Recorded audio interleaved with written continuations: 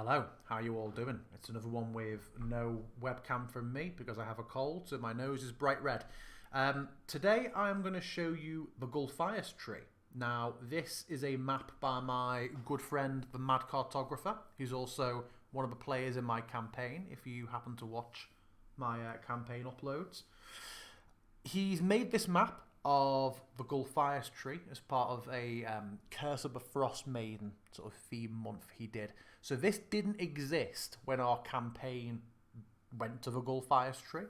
I used a very, very quick sort of cheap version I found online that kind of did the job of an empty clearing, and then I just got a big tree token and dropped it in. It was very scruffy, but he has made this dedicated map for a Gulthias Tree, and on his Patreon he's got like 8 or 9 different versions of it, sort of like blood moon, sort of dark nighttime ones, some with the face, some without. Some, if you've read the raw book, you'll know there's a dead adventurer leaning against a tree with like a magic axe stuck into it. There's variants with or without that. The art I used in my campaign, I should have thought about this before I showed you. I don't think I've got this. Let me just have a quick look and see if I can find my art of the Gulthias Tree. There we go. This is the art I used in my campaign for the Gulthias Tree. So obviously he's taken a lot of inspiration from that.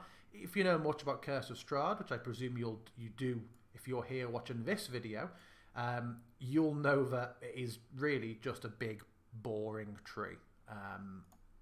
But yeah, we spooked it up in our campaign.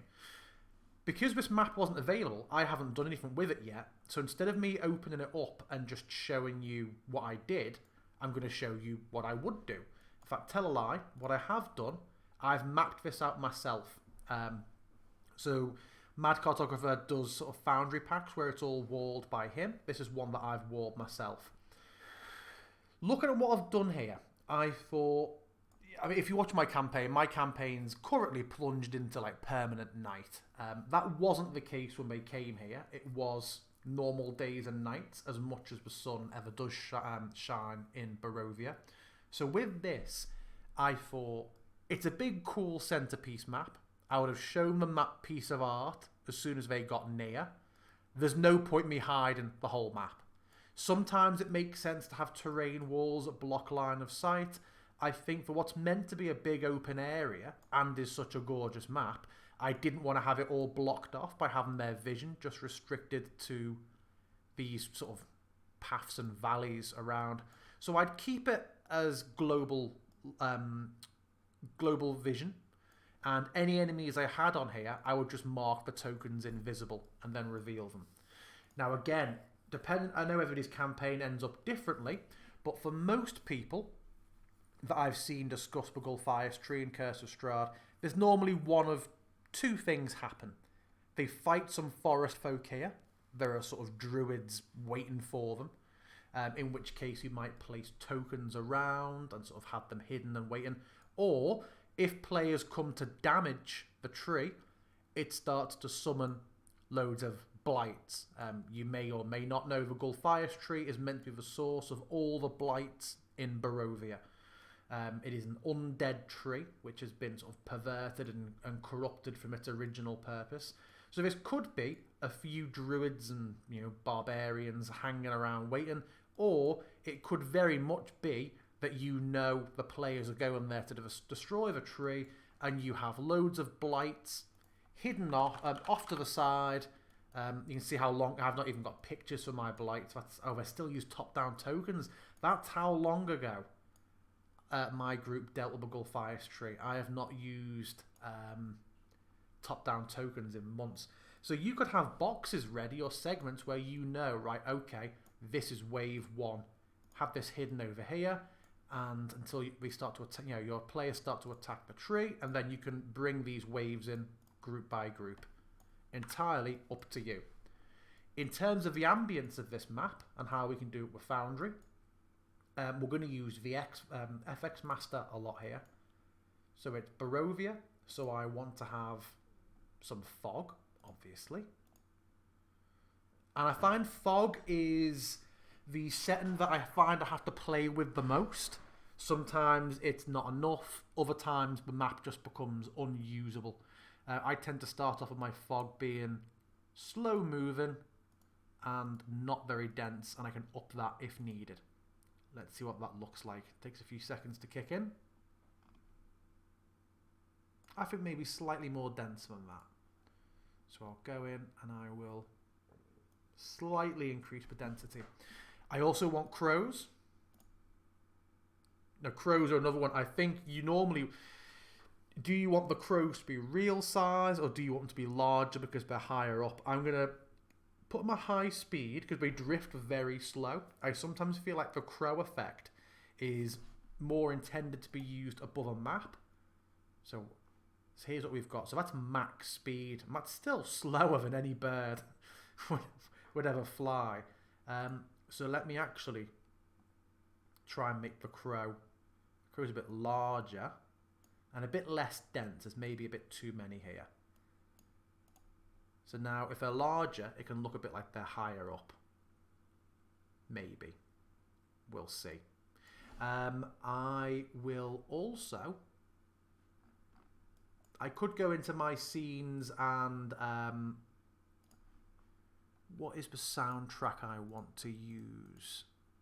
I think... There we go. Barovia Ambience soundboard. So this isn't the one I'd normally use, but if I go in, I'm going to go into the menu for my map, and I am going to go and say play the Barovia Ambience soundboard playlist when this map becomes active. I'm also going to increase the darkness a bit. Just that sort of general Barovian twilight. So now when we activate the scene,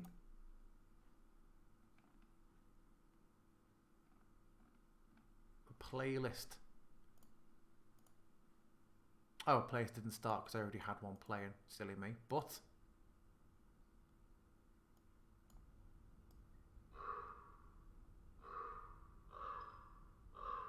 I think that is a excellent increase in the sort of atmospherics to what we had only a minute ago, which just started as a bright, empty map. In fact, if anything, I might go in here and kind of increase the fog a little bit more and make it a little bit faster, so there's a bit of drift. So I've put these vision blocking these movement blocking walls in. So invisible walls, so they can still see up, they just can't move. If you've watched these videos of mine before, with my Curse of Strahd showcases, you'll know very well that whenever there is a wall that I think I would want my players to have to narrate getting up, or maybe even some sort of roll, I like to invisible wall it off just so they don't go running past it and skipping anything I sort of want to talk about. So yeah, hopefully you found that useful. I really like that map by the Mad Cartographer. You should go check it out. So Patreon is the Mad Cartographer. I don't get any money off him for that. He's just my best friend, so I'm going to plug it when I can. So yeah, stay tuned for more videos. I don't know what I'll do next on my Curse of Strahd showcases. It would be useful if you could let me know in the comments if you are interested in seeing quite mundane places. Like, I can tell you straight up now that things like Vactor House and the Burgomaster's Mansion in Vallaki, I didn't really have anything exciting to do. They're not places where anything particularly cool happens unless your parties go rogue. So they are just mapped out and walled like any building. Same for the coffin shop, really. It would be really useful if you would comment and let me know what locations from Curse of Strahd you want to see how I've done in Foundry.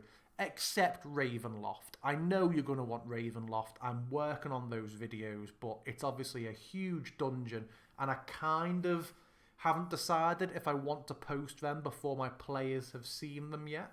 But yeah, as ever, thank you for watching. Leave me a comment, let me know what you think, and I'll speak to you soon.